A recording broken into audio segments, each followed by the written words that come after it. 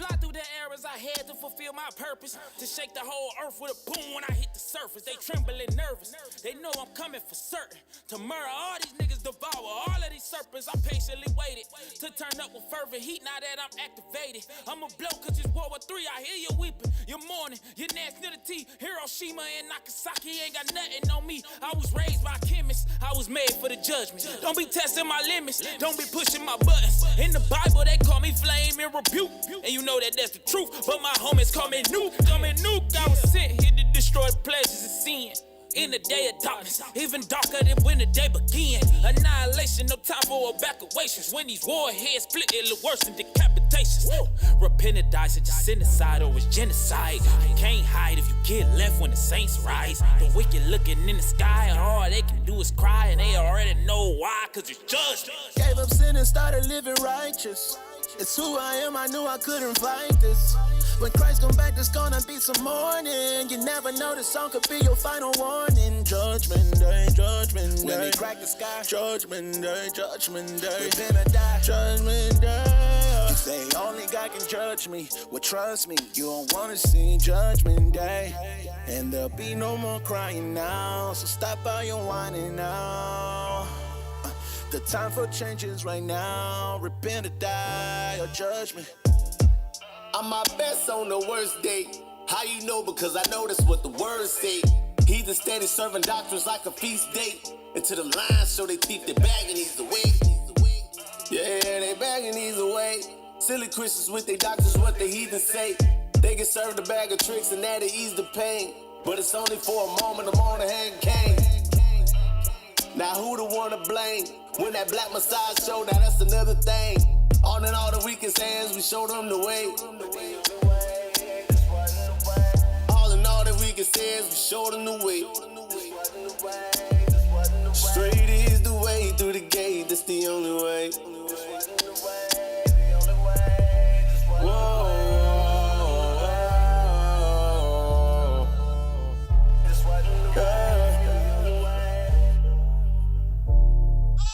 Gave up sin and started living righteous.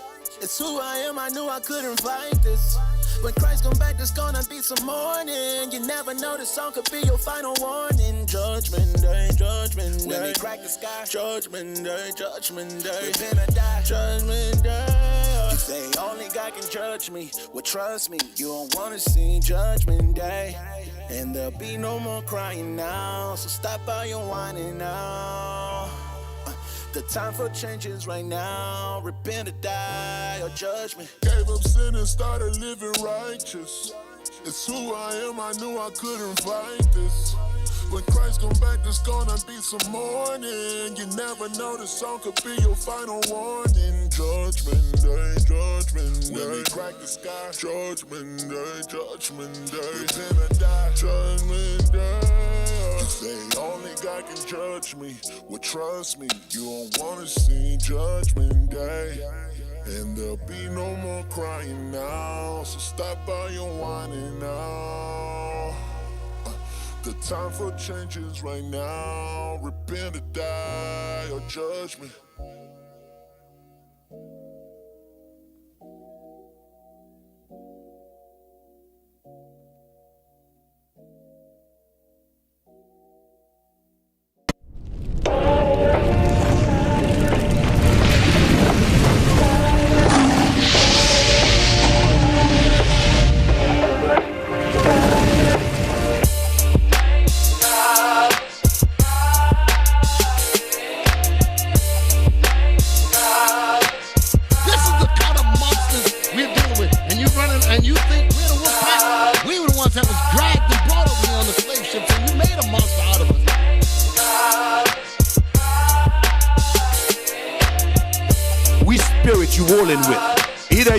The spirit of Satan and who's waiting for the lake of fire, or you gonna go with the spirit of Christ?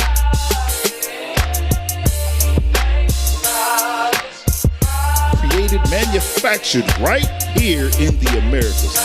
Don't slip on that. This new Negro that we see today was a creation.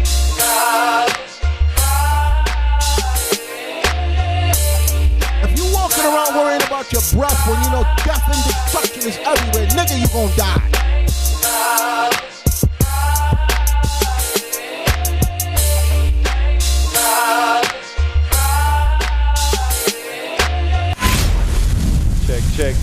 Check. Mic check 1, 2. Shalom, Israel. Most High in Christ bless. We here, Fix Your Face Friday. All praises. All right, you cut the music now, DJ. I see you guys. That thing was just going and going and going. Hey, Shalom, Israel. Most High in Christ bless. Happy Sabbath. It's Fix Your Face Friday with your brother, Captain Azariah. Of course, you know I got my brother, Officer Asaph in the building. Shalom, shalom. Also, we got Officer formerly Asaph, but now his name Lahab. That's right. In the building. Shalom, Israel. We got Officer Danyala, and then also we got Shalom. Soldier Malchiah reading. All praise to the Most High God. Y'all see the topic, the fall of the black family. So we're going to touch on a sort of touchy topic for some people, especially some of you black women, of how the black family was up until now and how the black family should be according to the scriptures. So remember, the phone lines are open, 405-293-2029. Again, that's 405-293-2029. Everybody can hear we good? All praises. So let's get right into it. Y'all got something you want to say? No, sir. Let's Just get waiting right for this into video. it. Let's play this first video. So you're going to have to do some reading, Malchiah, on this one. Home. Scroll it back. Yeah, you're going to have to read it. What destroyed the black family? So this is a video put together by the Atlanta Black Star. Read that. 5 ways integration underdeveloped black America. Go ahead. Black wealth stagnated or declined. So it's giving you 5 reasons of how basically integration basically underdeveloped the black community and things of that nature. So one thing was black wealth stagnated and declined with integration. Because understand this, a lot of our people we fought for civil rights, and we fight, even to today, we fight to be accepted by these other nations, but we don't realize that it's actually to our detriment. Right. When cleaving and what's the word I'm looking for? Assimilating with these other nations. Mm-hmm. So it says one of the things was black wealth stagnated or declined. Play on. Turn it up some, it seemed low. Here. During segregation, blacks were forced to start and support businesses in their own communities. So we flourished because during segregation, because remember you couldn't go to the white places. They had whites only businesses and establishments. So during segregation, blacks were forced to start and support businesses in their own communities. That's something right there, Cap. Because we had to be forced. If it wasn't for the the fear of death, we wouldn't be be shopping with each other. We wouldn't be spending our money or making the black dollar circulate in our own community. That's crazy. Play on.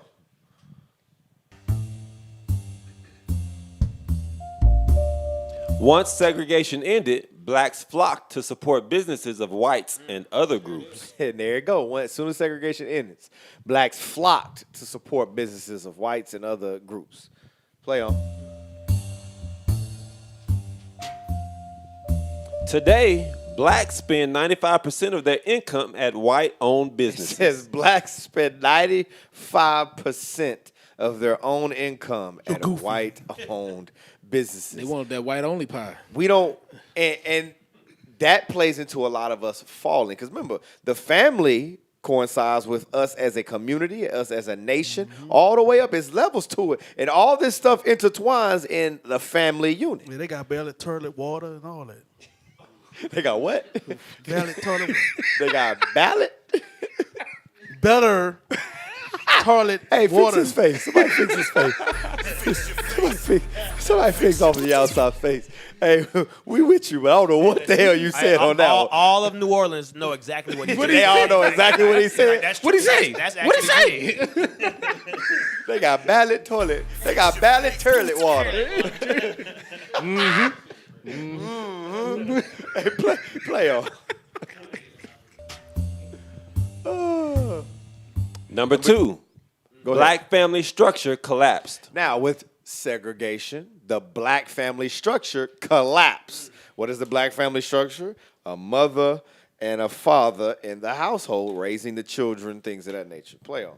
This statistic right here, I ain't gonna lie, blew my mind. It was crazy. Play on.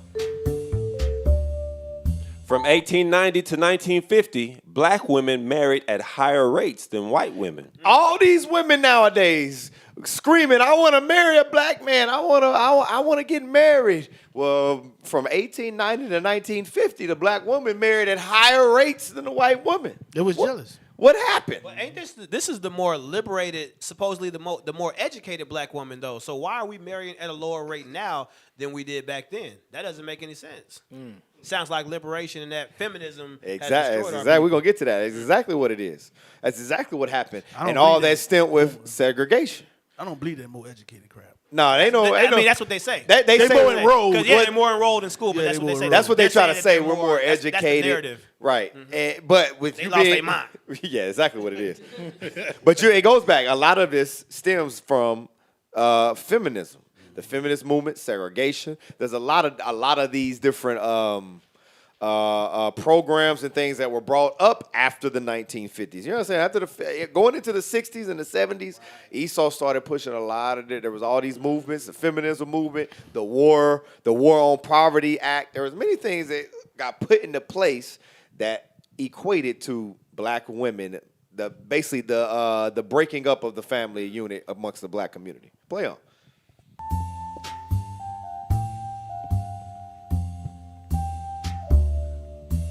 So in 1965, only 8% of childbirths were out of wedlock. You hear that? In 1965, only 8% of childbirths were out of wedlock. A lot of people will read this and just read right over it. What? And don't understand what it's really saying. Go ahead, This y'all. is heavy because back then that 8% got sent to the South, got sent somewhere. That 8%, you didn't see them no more. It was like, hold on, you pregnant? Oh, we're gonna send him Mississippi. Go to Mississippi. Exactly. They see you somewhere. Ain't nobody gonna see your behind. Because watch this. Hold on. Go to Sirach. Because this is what it was. This was, we had some level, we didn't have the commandments, but we had some level of morality. Well, we had some level of morals. Get that in Sirach. Who know what I'm talking about where it talks about it's a shameful thing for a father. I ain't got the scripture. Oh, you talking about married his daughter off? No. Pregnant child in her father's house. Give me 42? Get it. If you got to read it, call it. I ain't got it wrote down. 42 and 9, I believe. Yeah. Get that. 42. Start at verse 9. Ecclesiastes chapter 42 and verse 9. The father waketh for the daughter when no man knoweth, and the care for her taketh away sleep. Come on. When she is young, lest she pass away the flower of her age, and being married, lest she should be hated. Keep in mind it says the father waketh for the daughter when no man knoweth, and careth for her away for sleep. When she is young, lest she pass a flower. He on top of her. He making sure the father. Nowadays, ain't no father in the home. Right. Ain't no father nowhere to be. So guess what? These daughters are promiscuous. They do whatever they want to do. They hoes, just like they mom. And he know her spirit and everything. Exactly. Read on. In her virginity, lest she should be He defiled. does this in her virginity, lest she should be defiled. Come on. And gotten with child in her father's house. Gotten with child in her father's house. Our people back then, they understood this. They understood this thing. That's why you only see in 1965, there was only 8% of childbirths were without wedlock, meaning there was not a husband and wife, not baby mama, baby daddy, not boyfriend and girlfriend, husband and wife. They got married, then had sex and had children. Our people understood this. But what happened? Segregation. Segregation happened. Civil rights happened. Feminist movement happened. Read on. Finish that off. And having an husband, lest she should misbehave herself, and when she is married, lest she should be buried. Watch this. Give me one more. Go to Surah. Matter of fact, play on video. Play the video. I'll get that scripture after this. Play the video. Now look at the percentage today. Today, this number has risen to 75%. Today, it went from 8%, and keep in mind, it's not that long ago. It's 1965. Right. That's what I can't do the math. That's like four. And now I'm about to say it. Y'all sure? What's the math? Have you up here looking crazy? I ain't saying nothing. It's. I ain't saying nothing. You ain't gonna laugh at me. I'm black. It's It a ain't long over time. 100 It years. ain't that long ago. It's not over 100. It's not even 100 years ago. We're gonna say it like that. It ain't even long 100 years ago, and it went from 8%. Somebody in the comments. Yeah, somebody in the comment section reach It out. ain't. 56. We can't count. 56 years. It ain't. It went from 8% to 75%. That's over half of all. We talking about childbirths. We ain't talking about just every child that is born. Not talking about the abortion rates. We're not even talking about not that. even that. Yeah. In 1965, 8% of all childbirths in the black community were out of wedlock. That means the other 92% were from a couple that was married. To now today, 75% of all childbirths are out of wedlock. Right. Meaning it's not a husband and a father. What happened? Play on. I don't feel bad. You got 46, 56, 50. Everybody saying all kind of numbers. Hey. We don't. You can't laugh at us. Fix your own face. It's good. Look, I'm laughing at y'all now. You always laughing at me. I'm laughing at y'all. Y'all got it wrong. hey, play on the video. Number 3, the unemployment rate Now, of watch black this. men. Segregation. Did what? Read that. The unemployment rate of black men quadrupled. Because of segregation, the unemployment rate of black men quadrupled. Because this is another thing women complain about. Oh, the black man, he ain't nothing. He can't get a job. He can't this. He can't that. Play on.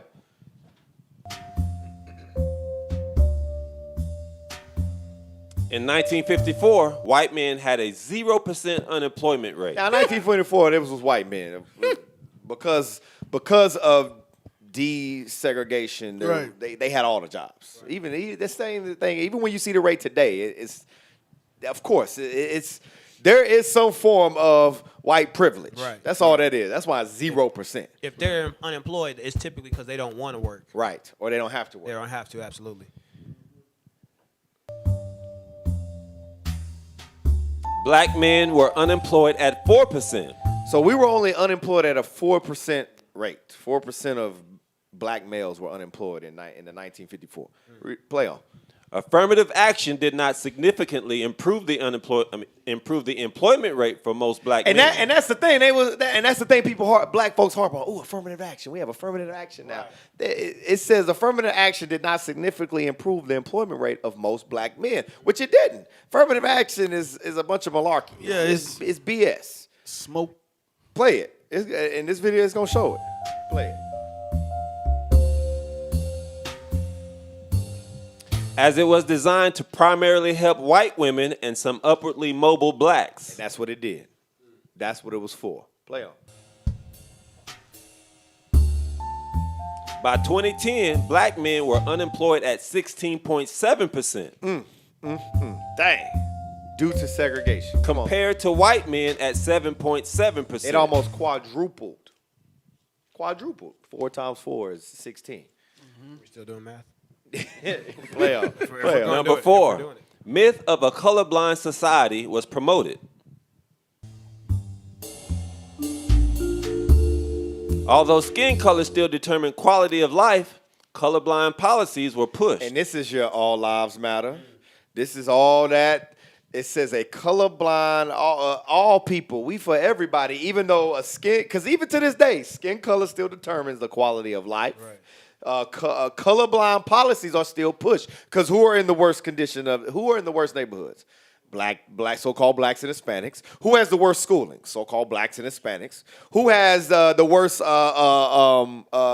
grocery stores, hospitals, things in their neighborhood? Blacks and Hispanics. Right. But yet a colorblind policies are pushed. All lives matter. We're educated now.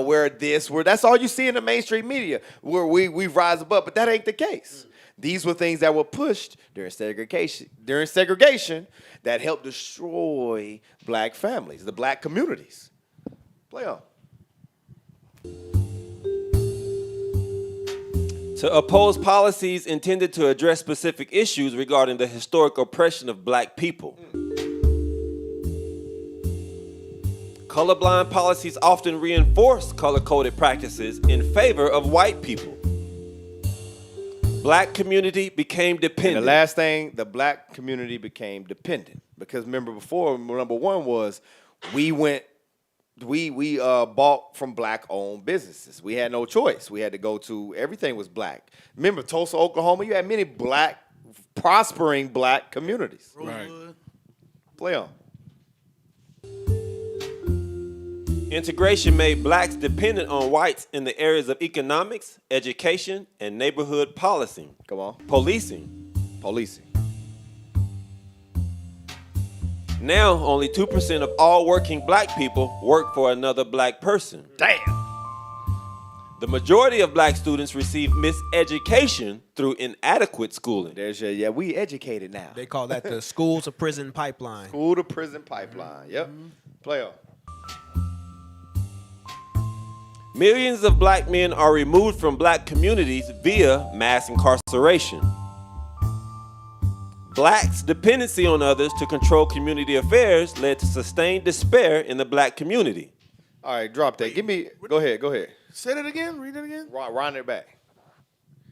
Blacks' dependency on others to control community affairs led to sustained despair in the black community. Damn. Because now we look to our oppressor. We look to the other nations to control everything and to run everything. Can I play that video real quick? Because that's good setup for that. For that video. The video I did, the one with the we need others to You want to talk about the one where the baby mama got right here. No, I got that. We're gonna play that. Okay. We're gonna play that. Okay. Give me Joshua 23. Yeah, we're gonna play that. I got that set up. Okay. Get Joshua 23. That's verse 12. That's a good one. Watch this. Tell you, we don't understand. It's the reason why God said, come out from among her, be ye separate. Don't deal with these other nations. Separate yourself. Deal with your own people. Because they don't have your best interest. They are only here to seek and destroy. And that is a lot of the cause as to why the black family is the way it is today. The black community is the way it is today. Read Joshua 23, start at verse 12. Joshua chapter 23 and verse 12. Else, if ye do in any wise go back and cleave unto the remnant of these nations, even these that remain among you, and shall make marriages with them, and go in unto them. That word cleave right there, that's segregate. If you shall in any wise go back and cleave unto the remnant of these nations, even these that remain among you, and shall make marriages, because that's what happened as well. We saw segregation happen. We cleave to these nations. We shop at their businesses. We go around their people. We want to be invited to their parties, invited to their clubs, and guess what we started doing? We started dating and messing with their people. Yeah, that was during the time of desegregation and assimilation. That's what we were doing. Absolutely. Play on. I mean, read on. I'm sorry. And go in unto them, and they to you. Watch what God says. Read. Know for a certainty that the Lord your God will no more drive out any of these nations from before you. But they shall be snares and traps unto you. These other nations ain't nothing but snares and traps unto us. That's it. That's all it's going to be. Problems, issues, snares, and traps. And that's the reason why our communities are the way they are today. Come on. And scourges in your sides, and thorns in your eyes, until ye perish from off this good land which the Lord your God hath given you. Now watch this. Give me the next video. Watch this. This is from David Hoffman. Basically he's talking about growing up in the 1950s as a kid in the 1950s in the inner cities. And how the black communities were. Play that. Because you're going to see a decline from how it was, and we're just going back not even 100 years ago, of how the structure was amongst the black communities and the black family till today. Tell you, Esau has done his job in destroying us as a people. Play that. I grew up in South Philadelphia. We didn't realize it was segregated. All we knew is that our neighborhood was all black, and we weren't even that conscious of color because the people who owned the store down the street were black, the tailor, the restaurant owners, the undertaker, everybody in the neighborhood, and it was a very small street, everybody worked, blue collar, essentially, very close-knit neighborhood. What's wrong with that, Paul? And this is our people today. What is wrong with that? Nothing. There's not. He said everybody was black. Everybody worked. We were close knit. He's like, we were look. The tailor was black. The barber was black. Everybody was black.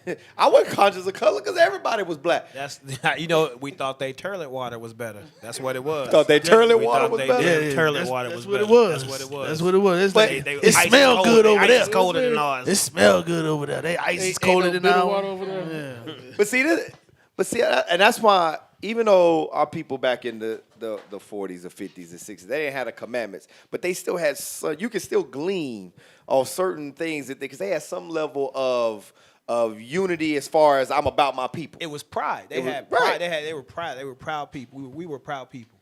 And and understand this. That's now that we got the commandments. I'm gonna segue a little bit. Now that we got the commandments, these are the same things we should be doing. These are the same goals. And Mashis, get Jeremiah 29, just real quick. I'm gonna segue. Get on us for a second. Segue. Jeremiah 29. Start at verse 4. Because those are things we can glean from, especially in this truth. Because God told us to be like this, to move like this. Black communities, everything black. He said the barber was black, the tailor was black, the mechanic is black.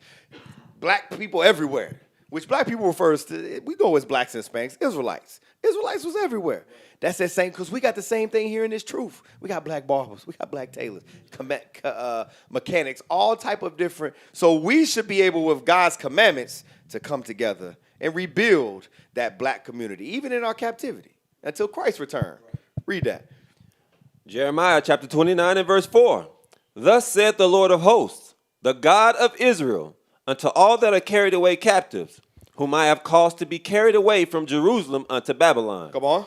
Build ye houses. He said what? Build ye houses. God said in captivity, build ye houses. Right. To build houses, what do you need? You need people that know how to lay concrete. You need people that work in that field. Right. And guess what? That puts employment to people amongst us. That's what he was saying. He was like, everybody worked.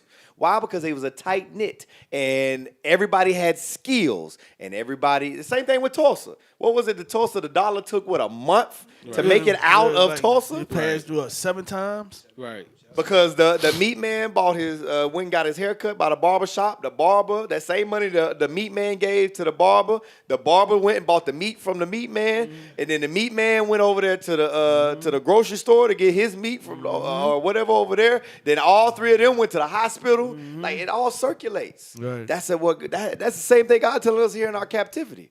Now, we understand, because I hear the thought now, yes, we know all this is vanity. Vanity of vanities, all is vanity. Yes, all this is going to be destroyed. Praise God, hallelujah. All this is going to be destroyed. But while we're here in captivity, God commanded us to do what? Build ye houses. Come on. And dwell in them. And dwell in them. Come on. And plant gardens. Plant gardens. Read. And eat the fruit of them. Come on. Take ye wives and beget sons and daughters. Read. And take wives for your sons. And give your daughters to husbands, that they may bear sons and daughters, that ye may be increased there and not diminished. That we may increase in this captivity and not diminish. They had some level of that back in the 40s, 50s, and 60s. Our people today, Esau has done a wonderful job of destroying that thought, the mere thought, out of our minds. Understand that. Play on in that video. Collar, essentially. Very close-knit neighborhood. Everyone had over 4 children. We played in the streets together. On Saturday morning, our parents came out and the hucksters came around and our parents purchased things. We had to go buy ice because there were no refrigerators then. We had a coal stove, so the younger kids were responsible for putting wood and coal into the stove and keeping it going. And see that? The Kids was level put of to work. interest in They was education part of. It just was part of the. profound. I mean, Pause. Pause. Pause. You hear him talk? Come on. The kids was part of the community. Everybody had to put their brick in. Everybody had to do something. Today, you ask a kid to take the trash out, they looking at you like you crazy. Yeah. Not my house. They gonna take it. I tell you, I'm just saying. Y'all know what I'm talking about. Right. Yeah, our people in the world. Yeah. You as a kid to do something, they look at you like they crazy. Yeah. These kids starting dinner, helping with dinner. You know what I'm saying? And that wasn't child abuse. There wasn't nothing wrong with that.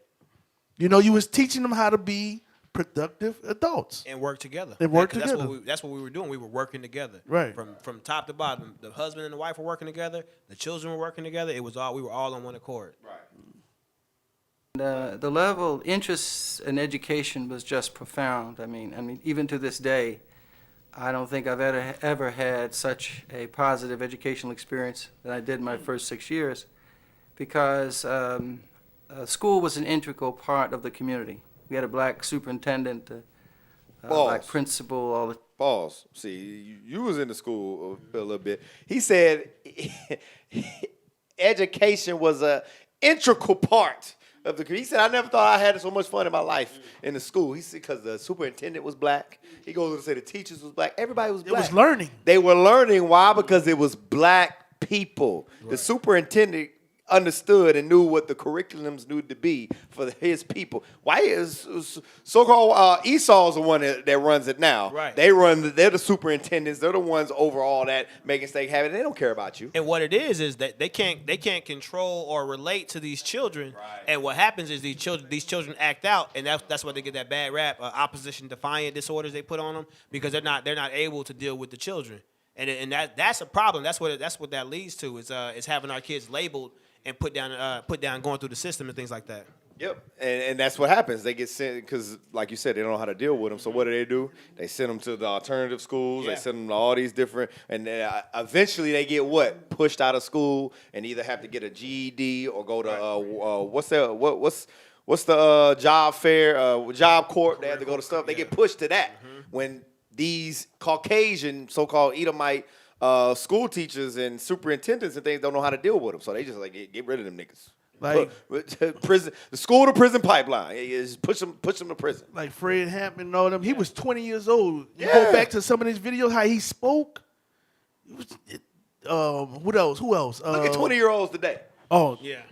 Malcolm X. He did. Yes. He was one of the guys that he went through. He was one of the smartest brothers, to go out and teach and beat Esau at his own game, and he was not considered educated according to Esau's education system. There was a lot. He wouldn't learn himself, but he was learning from. When he went to jail, he was learning from brothers. That's why when we were getting those kids in these high schools, they were learning from those kids. Would sit down and learn from us.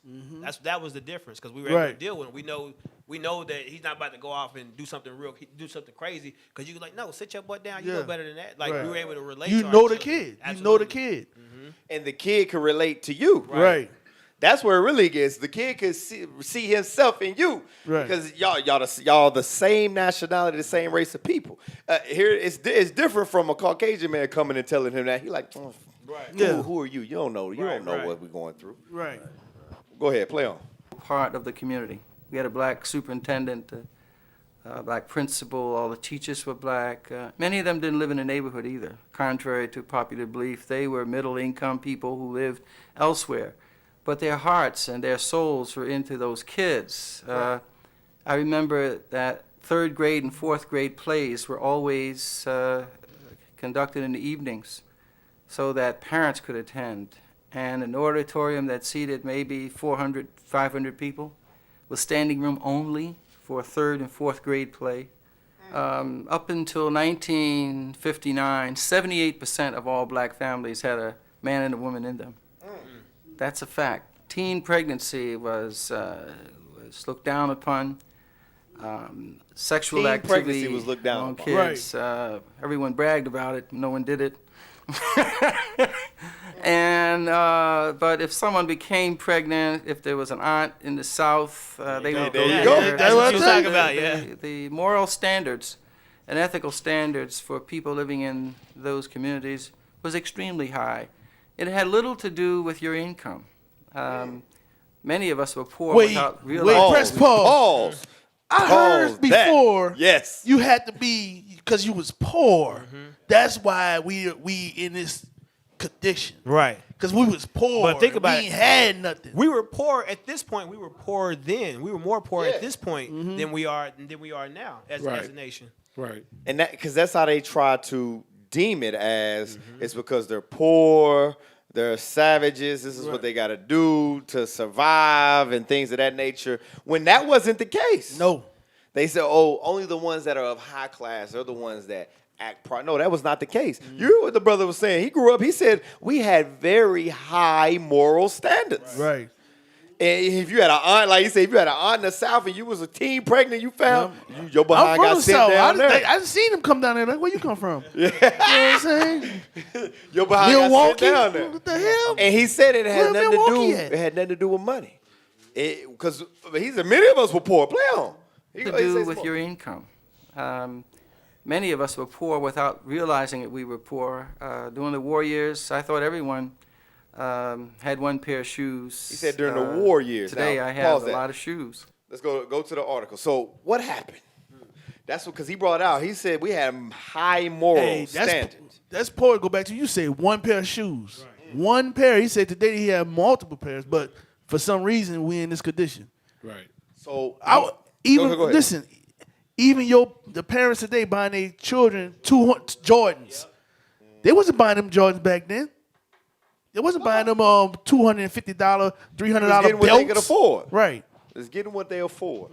So, because remember, he brought out there was a high moral value. Right. It had nothing to do with poverty. That was the standard in the black community in the 50s up into the 60s during what they call the war years. So what happened? Start here. This is what happened. There was a few things that happened during this time. You had the War on Poverty Act, which was during the war years, and the feminist movement, which which is what the black feminist movement came out of. We're going to start with the War on Poverty Act. Read that. How welfare undermines marriage and what to do about it. Because everybody know welfare, government assistance was set up to destroy the black family. It was. Of how now people do benefit off of it, but our people, the black woman, uses it as a crutch, as a way. I'm telling you, Esau crafty. Esau know what he's doing. Read that. Watch this. Historically, marriage has played a critical role in the raising of children. In most cases, the economic benefits of marriage are substantial. Marriage among families with children is an extremely powerful factor in promoting economic self-sufficiency. You hear what that says? Can't tell black women that, bro. It says marriage among families with children is an extremely powerful factor in promoting economic self-sufficiency. And guess what? Esau know that. That's why as you read this article, it doesn't state a race, but you know exactly who it's talking about. Right. Because you don't what they start talking about, you don't see amongst True. no other nations of people but blacks and Hispanics. Right. Because Esau understands families with children, both parents in the house promotes a self-sufficient economy. Hey, Cap, a lot of farmers. I can't remember what year this was. When I find this article, I'm gonna send it up there. A lot of farmers, I think it was in the 60s or 70s, they went on welfare because crops went bad. A lot of things went bad back then, and they stayed in the home. They didn't put them out. Right. Like the Edomite husband, he didn't have to leave. Right. Damn. But they made it a requirement that the black man leave the house. That's no. We're gonna read it. So scroll down. Scroll down. Don't go too fast. Keep scrolling. I didn't write it down. I mean, I should have wrote it down. Keep scrolling. I know what I'm looking for. Keep scrolling.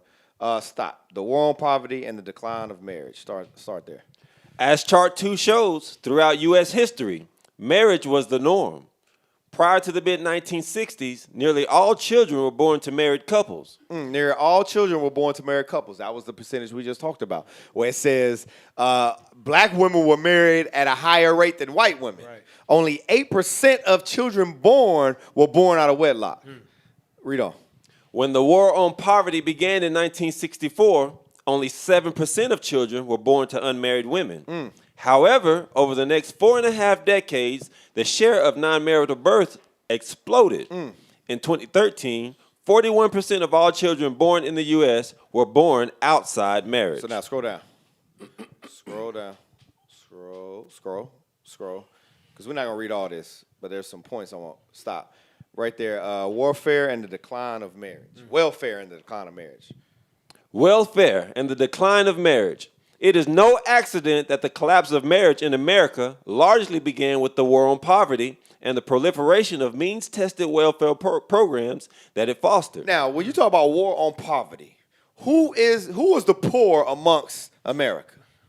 Our people. Blacks and Hispanics. Absolutely. Even when you look up into today, Now, it might be some sprinkle of the other nations that fit in that category, but we ain't worried about them. I'm not talking about them. I'm worried about blacks, Hispanics, and Native Americans right now because we are the majority of people in America that are impoverished. We are the majority of the people in America that marriage is not something that is talked about in our community. We are the nation where baby mama and baby daddy is a term. To the point to where we make rap songs about it. Y'all know, that's my baby mama, you know? That's where they from? Hey, look, bro. But I'm saying Babylon, right? They ain't from Babylon. That was a song. You don't see Toby Keith talking about that's my baby mama, you know? You don't see that? You know what? You don't see that? They're not absolutely. gonna let them put it out. They wouldn't do that because they understand the importance of how communication destroys the morals of our people. Can I get that scripture real quick? Go ahead. Give me that 1 Corinthians 15:33. Because that's one thing they understand that we don't understand. We don't understand that we're at war. And just like the serpent in the wilderness, he went right at the woman. They doing the same thing this day. It's not smarter. It hadn't changed the game. They hadn't changed the tactic. They're doing the same thing. Read that. 1 Corinthians chapter 15 and verse 33. Be not deceived. Don't be tricked, because that's what's happened. We've been tricked. Read. Evil communications. Evil communication has been our music, the image that's been put out. All of these things are these policies that have been put out. All of these are evil communications. They use the using of WIC to replace the black man. All of these are the evil communications. Read. Corrupt good manners. Corrupt good manners, because we were a moral people. Not only 50 years ago, we were a moral, upright people. And we had some sense of pride and dignity. And we've gone so far away from that because of what the scripture says right there. Go ahead, Cap. Read on. Back to the article. When the war on poverty began, only a single welfare program, aid to families with dependent children, assisted single parents. Come on. Today, dozens of programs provide benefits to families with children, including the Earned Income Tax Credit. Come on. Temporary assistance for needy families, the Women, Infants, and Children, WIC, Food Program, Supplemental Security Income, SSI, food stamps, child nutrition programs, public housing and Section 8 housing, and Medicaid. Although married couples with children can also receive aid through these programs. Now, that's why I said married couples with children can receive this aid, and some of us receive these aids. But there's a point to it. Read on. The overwhelming majority of assistance to families with children goes to single-parent households. Goes to single-parent households. Read the next paragraph. This is why it goes to single-parent households. And this goes to your point about the father being kicked out of the house. Read the next paragraph. The burgeoning welfare state has promoted single parenthood in two ways. Because the welfare state promotes single parenthood. Primarily where? In the black community. Read on. First, means-tested welfare programs such as those described above financially enable single parenthood. It is difficult for single mothers with a high school degree or less to support children without the aid of another parent. Who is that talking about? Who is that talking about? That's talking about us. That's talking about black people. And it said it is difficult for single mothers with a high school degree or less to support children without the aid of another parent. Read on. Means-tested welfare programs substantially reduce the difficulty by providing extensive support to single parents. They provide extensive support to single parents. Read on. Welfare thereby reduces the financial need for marriage. So therefore, welfare reduces the financial need for marriages. That's why these women ain't trying to get married. Right. Because they know they got their check coming. They got their government assistance coming. Welfare coming. And they're going to keep having kids. And keep having kids. Because why? That check keeps increasing and increasing. Right. Let me get a scripture. Give me Mark chapter 3 and start at verse 23. Let me start at verse 23. Because this right here, this is what Esau knows. This is how you deal. You know what I'm saying? You got to take the man out the picture. And they use cunningness, trickery. You understand? And welfare is one of the tricks. All right?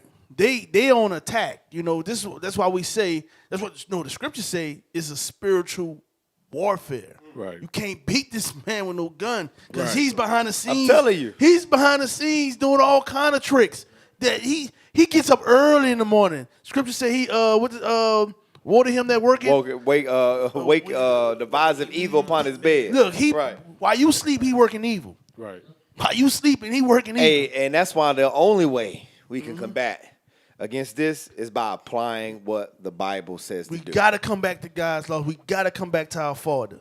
Read that. Mark chapter 3 and verse 23. And he called them unto him and said unto them in parables, how can Satan cast out Satan? He said, how can Satan cast out Satan, huh? Read. And if a kingdom be divided against itself, that kingdom cannot stand. This is what we trying to tell y'all. I don't care who you are. You know, if you going against each other, you can't stand. We, as blacks, Native Americans, Israelites, we have to come back together. We have to come back to God's laws as Israel. We can't be divided no more. We can't look at each other as you light-skinned, I'm brown-skinned. No, we all the same people. That's period. Read on. And if a house be divided against itself, we are the house of Israel. Read. That house cannot stand. He said that house cannot stand if it's divided. That's why we at where we at, because we divided.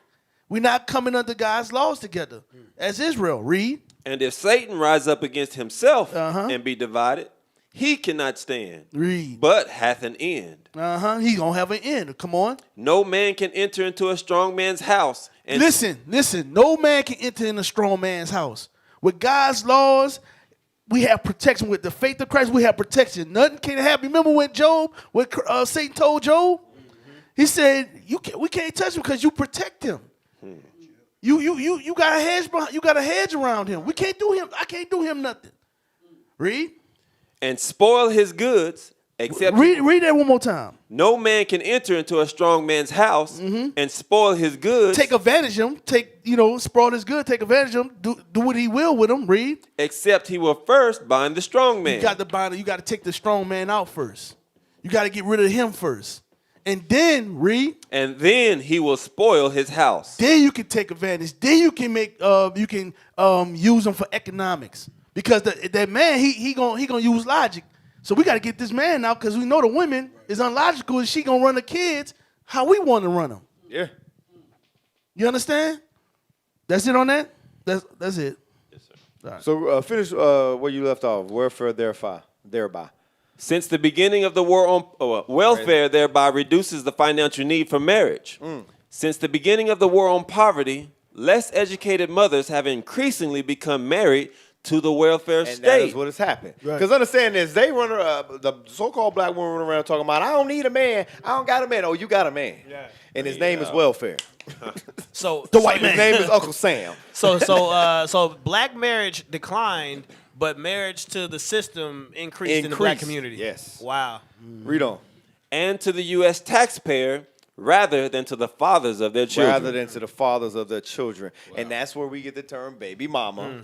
Baby, that's just my baby daddy. Right. That's all you hear amongst the black community. And I'm referencing songs because this is the music we make. That's the communication. That's the communication. Yeah, that's it. It is publicized out there like it's okay. Right. Like it's good. And kids see that and they see, that's nice. Yeah, baby mama, it's cool to be a baby mama and baby daddy. Guess what? They go in the same system. It's a reason why Esau puts so much money into marketing. That's what rap music is, a marketing tool for bad behavior in the black community. Right. That's what it is. And they know that, and it's big money in that. Listen, it funds everything. It funds they society. Right. The jail system. Yeah. You know what I'm saying? Clothing, every part of life, we fuel them. You know what I'm saying? And money. And that's like what you said. It is a marketing tool. Because think about it. They pay these entertainers, athletes, millions of dollars. An outrageous amount of money. Right. Because guess what? They getting a return on their investment. By your actions. Yep. By how you conduct yourself. By the things that they put out, they know it's good. Our people are like our sheep. They persuasive and they move where they go. So they know they put this stuff out. And guess what? They getting a return on their investment. Yep. So that's why they'll pay a rapper $1 million to do a show. Right. They'll pay a basketball player $300 million for a contract to dribble a ball because they know I'm getting a return on my investment. Because guess what? There's going to be trillions of dollars 30 off other black people. There's black boys that want to be just like They're them. going to get trillions off it. They making $1 million. They making trillions. That's what I want you to wake up. That's what I want you to wake up. Read on. As means-tested benefits expanded. As the benefits expanded, because remember when it first came out, there was only one program. Now, over the years, it has expanded. Read on. Welfare began to serve as a substitute for a husband in the home. And low-income marriage began to disappear. Because remember, we just watched the video of the brother in the 50s. He was like, you children out of wedlock? That was a shame. Yep. We had a high moral standard. And we was poor. Mm-hmm. We was broke. Because that's always been the, even with me growing up, that's always been the narrative that is pushed amongst our, give me Daniel 8:25. That's always been the narrative that has been pushed on our people is that don't have kids, wait till you start your career, you don't want to be poor. It's too hard to raise a kid and be poor and be broke. I've been poor all my life. And I got 3 kids and one on the way. And it ain't been as hard, like, cause that's all. I don't know about y'all. That's all I've heard growing up is you gotta have money to have kids. Kids is expensive. Kids they expensive. Da, da, da, da. And I've been waiting. Yeah, they expensive, but not to the way it was dramatized to be. And the reason why they say that is because they push this narrative of break up the family home, break up the black community. You gotta be rich, and only white people can have kids like this because they got money. This is what they're scared of. Dude, play that real quick. Watch this, Cap. This is what they're afraid of. They're afraid of us doing this. The man stepping up again. The man defending his family. The man saying, no, that's not what we're gonna do. You know, we played this last week. You know what I'm saying? I just sent it to you. I just sent it to you. It's the last video. It's at the top. Okay, so this is what they're afraid of. You know what I'm saying? It's that fear of, you can't control us no more. You understand? You can't do what you want to do to us no more. You understand? And with the man outside the house, they can do that. So play that real quick because I love this. This is what they're afraid of. Play that. It's only 48 seconds. No, it's only 48 seconds, but it's a powerful 48 seconds. Right. You think you can beat it? I know I can beat it. You know it. Very confident. I'm very confident. You say it so easily. Why? Because I believe it. Let me tell you what. What she said it with so much confidence the first time.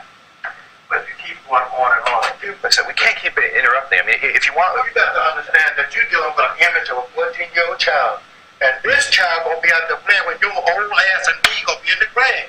When she says something, we done told you what's happening. You deal with a little black kid, and let her be a kid. She'll answer it with a lot of confidence. Leave that alone. You see that? That's what they afraid of. They don't want. That 48 seconds was the powerful thing. Right. And listen, she was so smart. My daddy taking up for me. My daddy's right here protecting me. You know what I'm saying? And guess what? That's in the community is gone, Cap. That's the image of a man that she's gonna have as she grows up, and that's what type of man she's gonna look for. I'm telling you, Esau understands how to keep our people destroyed. Esau done got like you say, he done got crafty with it. He ain't look. Slavery, they beat us in submission with slavery. Right. Now they got to find another crafty way, and they've done it. And they have mastered destroying the Negro. Right. Understand? It dates all the way back to Willie Lynch. Right. But read on. There was a point that I wanted in this. Read on. Oh yeah. Give me Daniel 8:25 because this is what it's going into as far as that. And then we coming back to the article. Give me Daniel 8:25. Daniel chapter 8 and verse 25. And through his policy. Matter of fact, start up at verse 24. Daniel chapter 8 and verse 24. And his power shall be mighty, but not by his own power. And he shall destroy wonderfully, and shall prosper and practice, and shall destroy the mighty and the holy people. And this man has destroyed the mighty and the holy. We are the holy people. Right. We the Israelites of the Bible. We God's chosen people. And he has destroyed us. How? Read on. And through his policy. And through his policies. These are a part of his policies. His War on Poverty Acts, his welfare, his food stamps, his Section 8, his war, his religion. All these are his media. These are all his policies. Read on. His government. Come on. And through his policy also he shall cause craft to prosper. That's what he has called craft to prosper. Evil has prospered. And it all is to the detriment of the black and Hispanic man and woman. Read on. In his hand. And he shall magnify himself in his heart. And by peace shall destroy many. And by peace shall destroy many. And it's a lot. It's all through his policies. Go back to the article. There was a part I wanted to start back up at the read as means tested. As means tested, benefits expanded. Matter of fact, no. Go to penalized marriage. That's where it's at. That's the next part. Penalized marriage. A second major problem. Penalizing marriage. A second major problem This goes to the father being in the household. A second major problem is that the means-tested welfare system actively personalizes low-income. Penalizes low-income parents who do marry. So it rewards low-income single mothers that don't get married, and it penalizes low-income parents who marry, mothers who marry. Read on. All means-tested welfare programs are designed so that a family's benefits are reduced as earnings rise. So as your earnings rise, the benefits are reduced. Read on. In practice, this means that if a low-income single mother marries an employed father, her welfare benefits will generally be substantially reduced. Substantially reduced. So if she marries an employed father, that's why they don't want. That's why it's pushed to father. That's why they talking about I don't want no father. I do baby daddy. Right. No father in the household. That's what this promotes. Why? Because they know that check gonna be reduced substantially, and that money ain't gonna keep coming. That goes back to Daniel chapter 8, where he through his policies he caused craft to prosper. You know how this is a trick? So when you leave the house, right, and the child support. You leave the house, they give the mother all that child support, but when you go back, they take it away. So they say that the mama can't survive off that little bitty money, so you got to give more, daddy. But when you come back, you say, I can't give you no more because you in the house now. That don't make any sense. That's crafty. But our people don't pay attention to that. Hell, the white man. We love the white man. His toilet bowl water smell good. His toilet bowl water. Toilet water. I get the toilet next water order. smell good. I want to sit at the same toilet he sit at. Eat the same pie he eat. Power to the white man. That's the mentality of our people, and it's destroyed us as a nation. That's why God said, matter of fact, hold it, give Revelations 18, read verse 4. And it takes one generation of that. It takes one generation of women taking that benefit, and they're going to teach that to their daughters because that's how they survive. Right. So we're in that second and third generation. It should have been a video, not an article. Right. Mm-hmm. Did I forget it? No, that's how you. Yeah, we go ahead, read that. I got a video. Mm-hmm. Revelations chapter 18 and verse 4. And I heard another voice from heaven saying, "Come out of her, my people, that ye be not partakers of her sins, and that ye receive not of her plagues." So read that again. It says, "Come out of her, my people." What? That ye be not partakers of her sins. And that's what we as a people got to understand. To hell with his toilet bowl water. Yeah, thank you. Thank you. His pie. Yeah, to hell with his communities. Yes. Mm-hmm. Come out of her, my people, that you don't be partakers of her sin. Because guess what? This place is going to be destroyed. And our people, if we don't wake up and we don't come back to being black-oriented, or what they say, pro-black, which is pro-Israelite is what you need to be. Right. You're going to be partakers in this judgment that Esau is getting. What you got to say? I just don't understand. I'm just going to say, this is a side note. I just don't understand. I never made that type of money. You go around people who hate your guts and you comfortable. You just feel comfortable. Like you just like that. You just like, these people look at you like, what are you doing here? Your kids are here. And you just go in and out the home. You don't know the neighbors because they hate your guts. Right. They don't want you around them, but you can afford to stay, in their neighborhood. But why? Why you just don't unite with your people? You know what I'm saying? Keep these commandments and just come back, Israel. Why you got to go through all this? You don't have to. We have the plan right here. Play this video because you made a point. You said it just takes one generation of women to do that, and they're going to teach it to their kids. All right, so this is in 1986. Play that. Raise your hand if you're married. None of you are married. Raise your hand if you would like to be married to your baby's father. All these, they are young. Look, she didn't even want her hand to accidentally be up. They are young. Wow. And these are all baby mamas. These are all babies' mamas. These are a product of the welfare system. Mm-hmm. And guess what? They taught their kids, and all them WAP, them chicks with WAP, they are a product of sisters like what we're watching right now. That's they mamas That's right they there. Mamas. Play. One. The rest of you who don't plan to get married, why don't you plan to get married? I'd like to know that.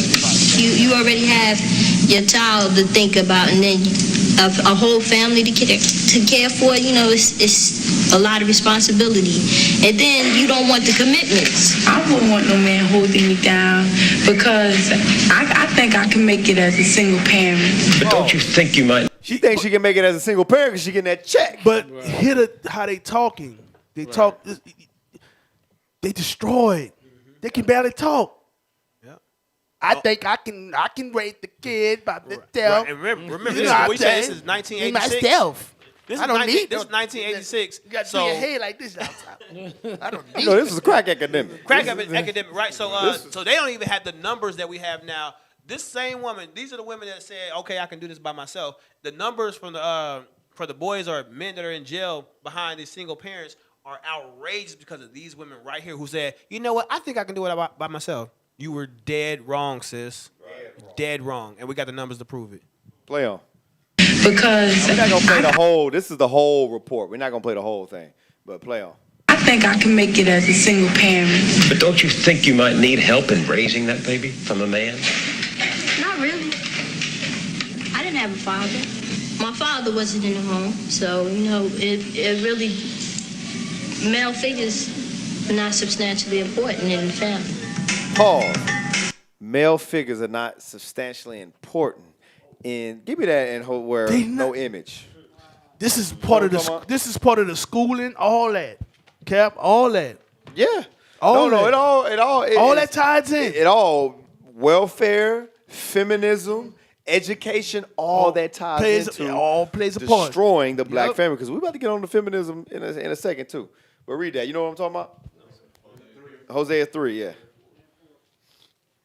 Because ultimately, that's what all this does. Destroy the black image in the household. And that's what has happened. And that is what's caused the fall of the black family. So now black women are like, what I need? Like, you hear it. This was just in 1986. 1986. And guess what? All these women you see are a product of this, that have that mentality. This is what they are a product of. That I didn't have a black man in the home, so I don't think a black man in the home, it doesn't substantiate. I don't think it's not a problem. He don't got to be in the home. My grandma did it.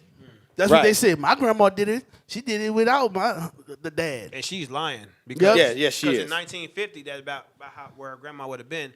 They were married at a much higher rate. Right. So they be lying, she's man. lying. Play. Hosea chapter 3 and verse 4. For the children of Israel shall abide many days without a king, and without a prince, and without a sacrifice, and without an image. And without an image. Esau understand about that image. Mm-hmm. So that's why he does what he does. To destroy the black image, the black father out of the home. Play on. Thinking about holding up for no sex, my man. You know, if a girl, she get having a baby, carrying a baby, hey, that's on her. You know, I'm not gonna stop my pause. These are product. Because understand this, it goes superfold whenever you have a father out of the household. Because these women ain't just having daughters, they having sons too. And guess what? They go, give me that. And Second Esdras. I thought this was a movie. And verse 8. This is a real person? This is a real person. These I thought this was a movie. people. No, You know how they be like, these are real people. you ain't talking black enough. Talk black enough. Nah, you know, these are real people. Guess what? You ain't speaking Matter of fact, jive. Play on. Jive. I want y'all to hear what he says, and then we're gonna read what we said, because he is a product of single parent home. These women thinking they can raise a man when you can't.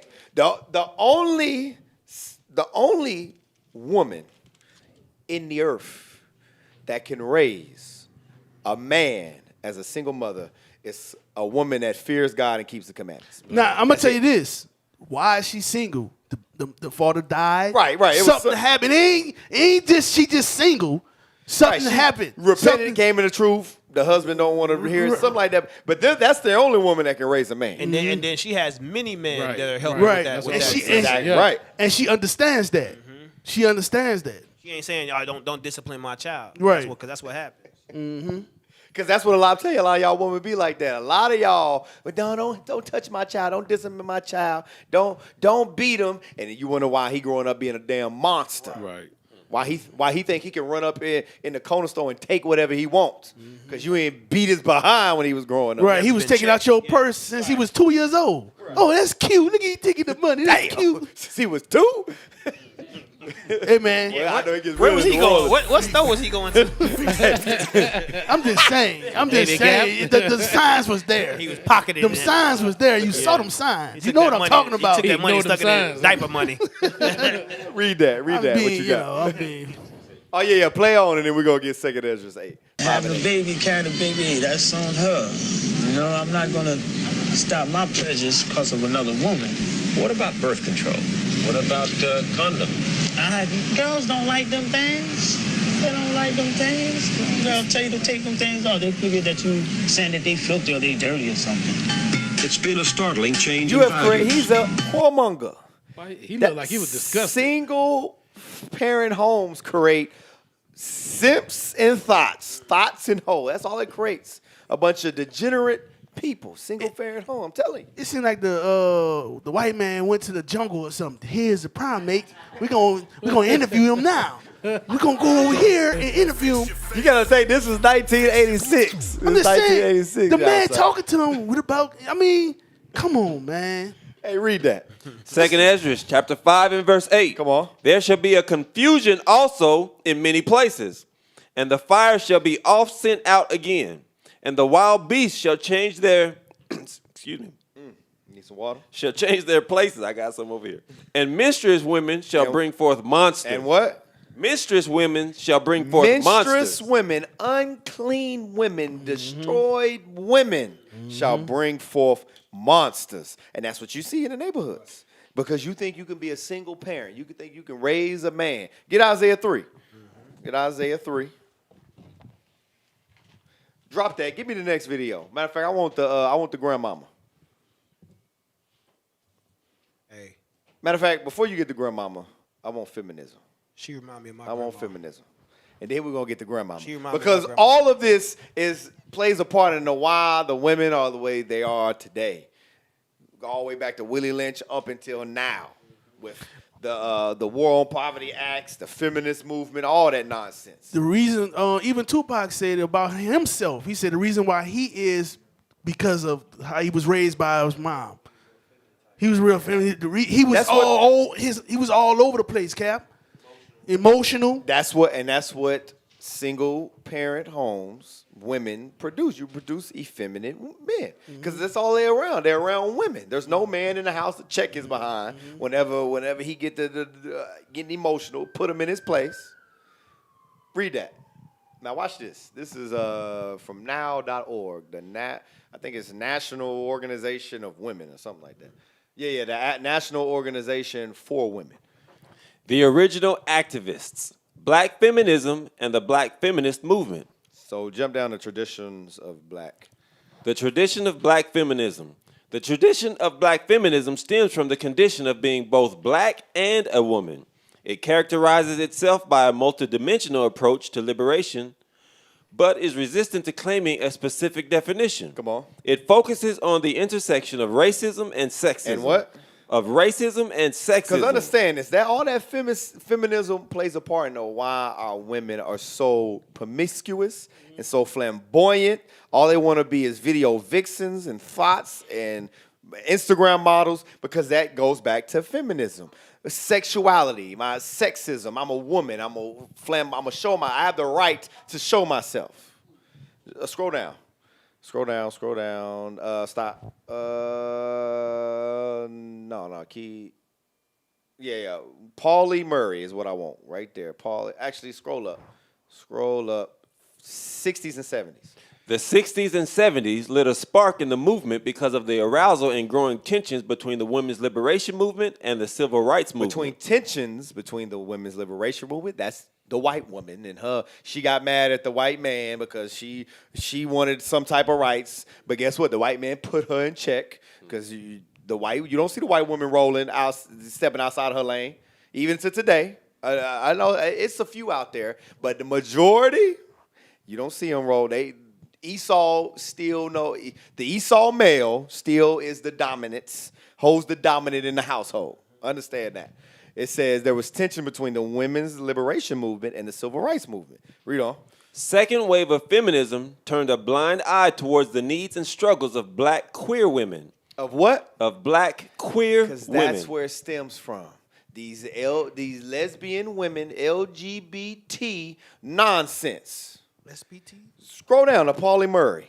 That's your Black Lives Matter. That's all that nonsense. Scroll down, Paulie Murray. Paulie Murray, a founding figure of the separation and uplift of the black feminist movement. And it was all for what? The destruction of the black unity, the black and Hispanic community, the black and Hispanic family. Because remember, civil rights was at a rise. The black woman was standing strong beside the black man. It was the black family that funded Marcus Garvey, Yes. the Black Panthers, all of the UNIA, all those things were funded by the black family. They kept that thing going. So you know what they had to do? Let's sprinkle. You know what? Okay, we got the feminist move, the women over here. Let's merge it together and give black women a platform to stand on. Watch this. Paulie Murray. A founding figure of the separation and uplift of the black feminist movement in the 1960s and 70s was Paulie Murray, a black queer feminist. A black queer feminist. Black homosexual. A black homosexual. Because you know that was not that was frowned upon during that time. You get beat the hell up. It was a mental disorder. Yeah, that's exactly what it was, a mental disorder. During that time, absolutely, a mental Yeah, disorder. so she was one of the first people to kind of step out and with that black feminist movement. And that's what stems all that nonsense today. Now give me the grandmama. Give me the grandmama. All this stems from feminism, black femininity. You give me Jeremiah 31 and 22. The single mother household, because guess what? The welfare state promotes what? Single parent households. Who's the head of the house? The woman. Right. The woman. Along with feminism, black feminism, I'm a woman too. I'm equal to the man. I can do what a man does. I can be better than a man. All that promotes the separation of the black family. And we have creatures like we about to watch today. Crack Play creatures. I don't give a about none of that. This is somebody's grandmama. Give me what I asked for. That's right. I'm special to you. I'm special to you. This is the community. This is the generation that we have today, and it stems from all that nonsense. Because back in I guarantee you, her grandmama wouldn't allow that. Her grandmama wouldn't play with that. I guarantee you, she got her teeth knocked out of her mouth. Right, play on. American cheese. Yes, ma'am. Now you're ignorant, bitch. Your mama the bitch. Now, hold pause. Now, this is Fix Your Face Friday. There is some language, so if you got to move the kids out. There is some language. Y'all ought to know by now. Y'all kids should be asleep anyway. But anyways, play on. Where's the Sabbath? Whatever. Play on. Yes, ma'am. Now you're ignorant, bitch. Your mama the bitch. You arguing at Subway. Now you can come outside and we can. And there's a group of people around there. We ain't gonna play the whole thing because it gets real. There's a whole group of people around her. Her grandkids is right there with her. Play on. I'm a real bitch ass. That's what you are. Come on outside since I'm an ignorant bitch. Come on outside since I'm an ignorant bitch. Dumb like your mama for having your ass. This is what the welfare state has created. This is what feminism has created. These are the type of women. And guess what? I guarantee you, she got a man, but I'm telling you, he ain't a man. She was ready to fight somebody's grandma was ready to fight a grown man in his prime. She his prime that she could do it. Hold on, give me that. Give me Jeremiah. It's something in that chicken. Something I that do what Subway I chicken. in that chicken. It's something in that Subway chicken. I do what I want. I'm telling you. That? I do what I want. It's the American cheese. It's the American cheese that she wanted. The American cheese. It's something in that chicken. It's too much in that chicken. Give me Jeremiah 31 and 22. Yes, she's the one recorded. Man. No shame. No shame. This is what we fall into as a family. That grandma about 45 years old. Yeah. She gotta be. You know, grandmamas is younger and younger now. True. Back in the day, you heard about grandmama. Grandmama was old. Like she was a grandmama when she was old. Right. She wasn't 40, 50 when she was a grandma. She wasn't talking like that. She was damn sure she wasn't talking. moving like that. Wasn't moving like that or talking. She wouldn't know how to work the phone. Grandma right now. was barely moving because she was 80, 90 years old as a grandmama. Yeah. Grandma was cooking too. She wasn't at no Subway. Yeah, wasn't at no Subway. Yeah. This the new age grandmama right here. This this is a product of welfare and feminism. Right. That's what type of grandmama this is. That's the child of the ones we saw with the white man was. Yes. That's that child. Yes. Read that. She was sitting on her chest. You saw her? She was sitting right there. She was sitting right there. Yeah. You ain't see her? Yeah. She was sitting on. Yeah. That was her right there. Jeremiah 31, 45 22. years later. Jeremiah chapter 31 and verse 22. How long wilt thou go about, O thou backsliding daughter? For the Lord hath created a new thing in the earth. A woman shall compass a man. A woman shall compass a man. And that's the mentality of the black woman right now.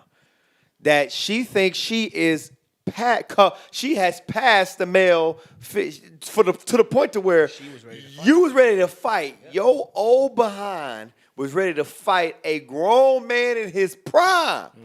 Listen, sisters out there, hey, stay away from Subway chicken. The protein in it alone will have you ready to fight. Stop it. Read that verse again. Jeremiah chapter 31 and verse 22. How long wilt thou go about, O thou backsliding daughter? For the Lord hath created a new thing in the earth. A woman shall compass a man. A woman shall compass a man. All right, get rid of that video, the ratchet grandmama. Give me the article with the Candace article. I know she a coon, but sometimes she be on point. Watch what she says. Play that. Then increasingly you're telling women to be the opposite of what I think men want, right? The opposite. Maybe in the instant when men are not thinking with their big heads and they're saying, oh, whoa, she's half naked, great, I'm going to go for it. Yeah. That might be what a man wants. But long term, that's not what a man wants. A man doesn't want a girl that's just going to be naked all the time and put herself out there available for every man to see. You know, that I don't have to be a man to know that that's not what men want. So then you say men suck. And I ask this question all the time. You complain about men, but are you being the type of a woman that a man would want, right? Yo, what's up, guys? Before we get started. And no. That stems all the way back because no, sisters ain't. Sisters want to be thoughts. Sisters want to be Instagram models. You want to be half naked, and you think you can get a man. I'm gonna tell the sisters a secret. You think because you being, you know, your chest showing, your butt showing, yeah, he wants you, but he just want to hit. I'm gonna just tell you when we was in school, and y'all can contest to this.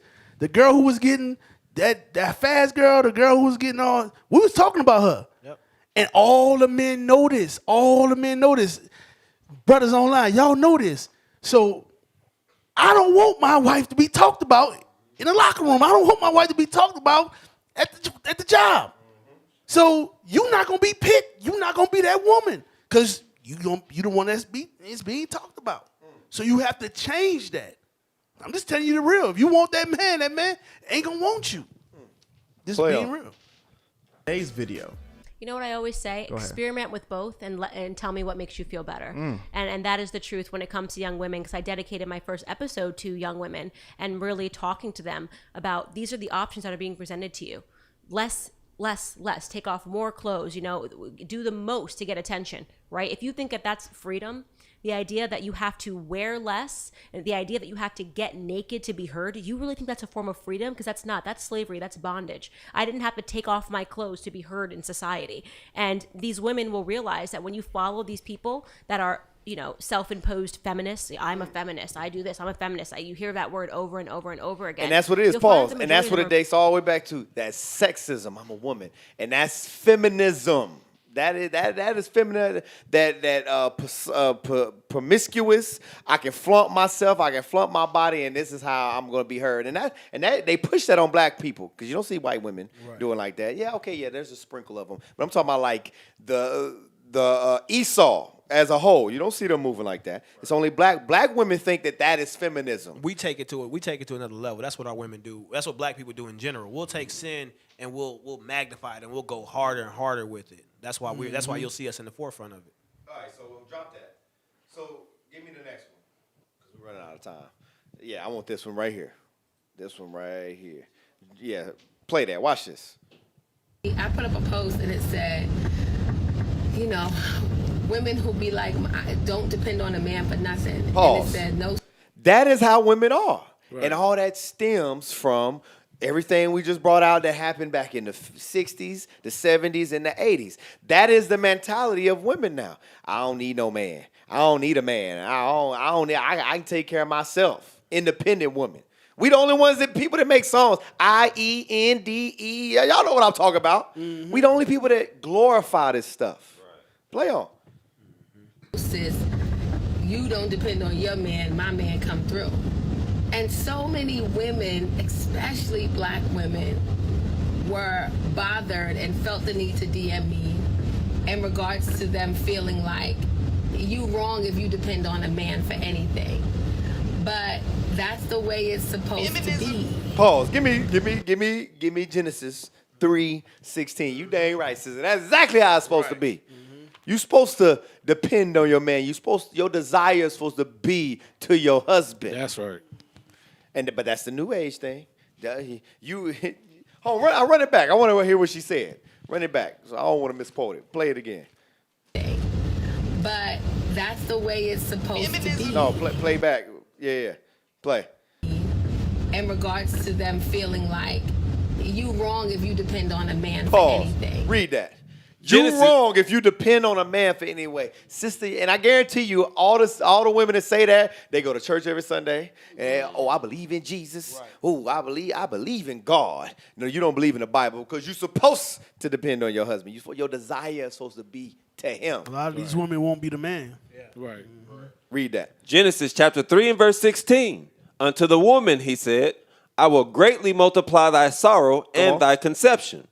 In sorrow thou shalt bring forth children, and thy desire shall thy what? And thy desire shall be to thy husband. Shall be to thy husband. You supposed to submit to him. You supposed to look to your husband. He's the one that guides you. Your desire is supposed to be to him.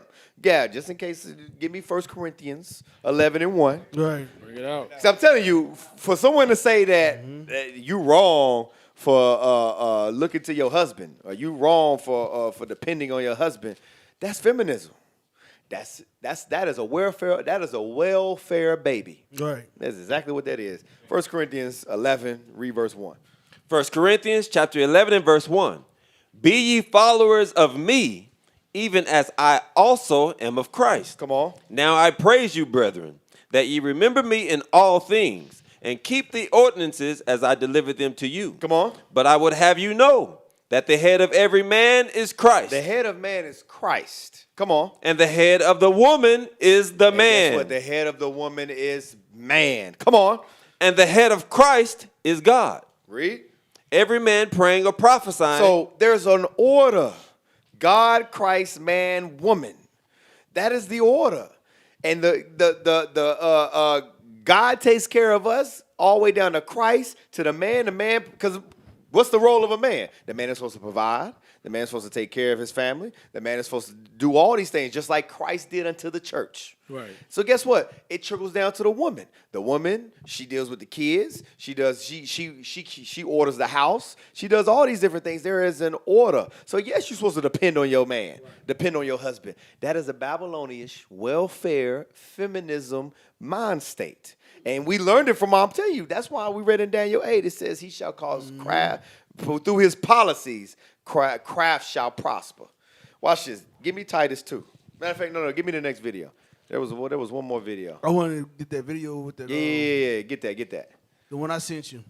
It's the last. This is a result of baby Nah. mama, baby daddy, single parent home. And this is that off that article. They said they wanted us to depend on other people to police us, and by us not policing ourselves, this is the result of it. Play that. What happened, man? Ground. Yeah, that's him.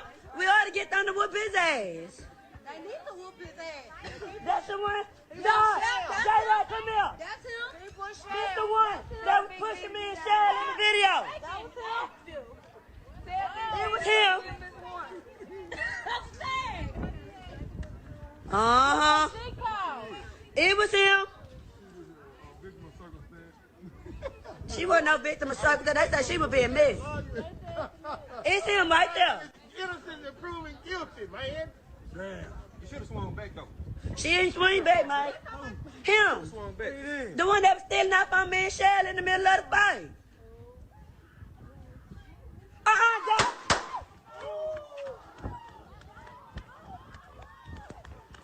Keep it playing.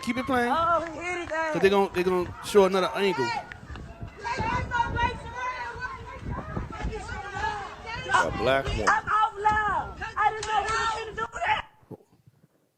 They're gonna show another little angle. You see that? And we can't we mad at the police. Who we want these people out of our communities because they treating us any kind of way, but we can't police ourselves. Y'all know this brother was breaking up a fight, right? It was a bunch of sisters fighting, a bunch of women fighting. He came in and break the fight up. Some of the sisters was mad because he broke the fight up. They was jumping one girl. Oh, man. So they was upset. So they wanted to break the fight up. He wanted to break the fight up. You know, so he's trying to step up and do something right.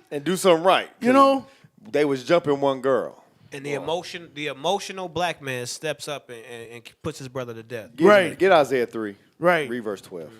Read that. And you tell me God's laws, we don't need God's laws? Man, I can't stand a pastor.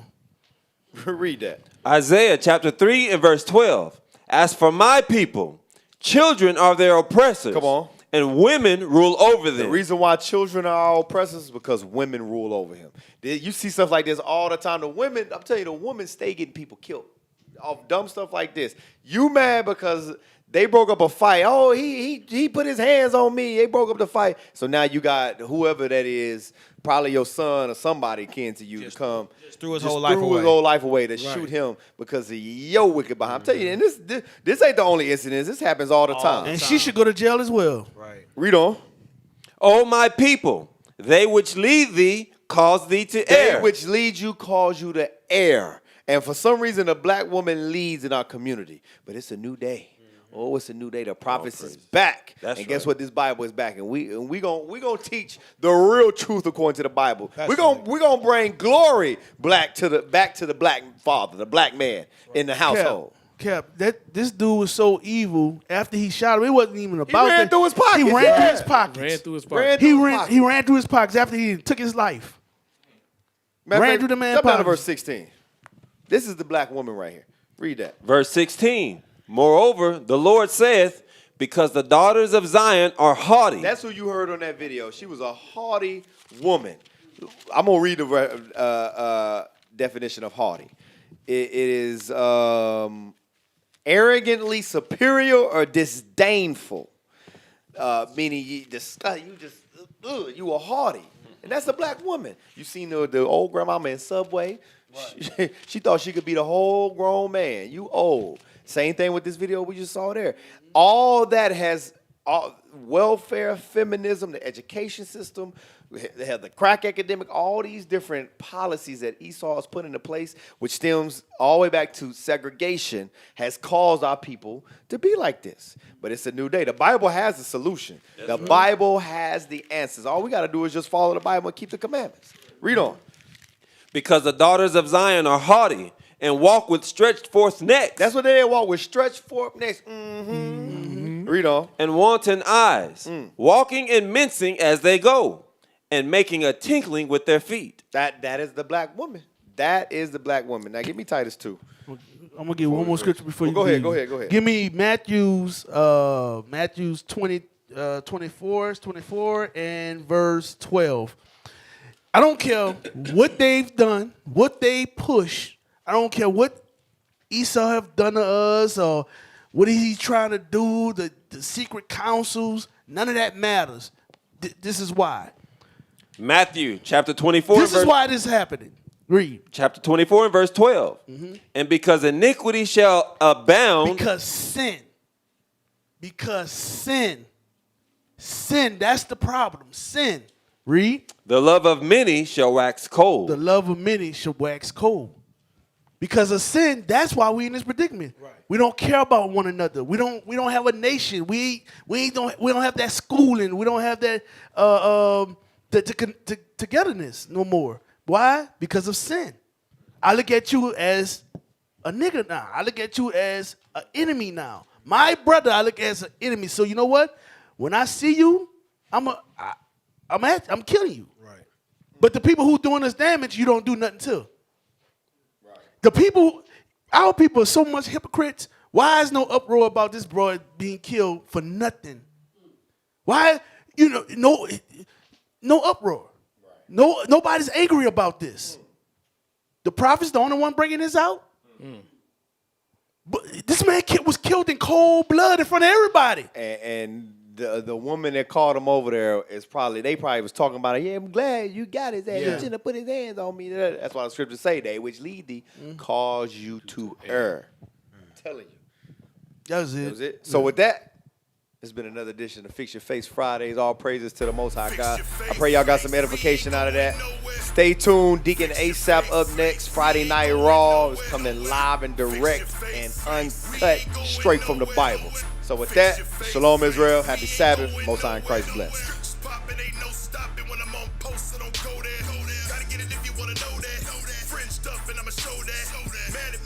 Bible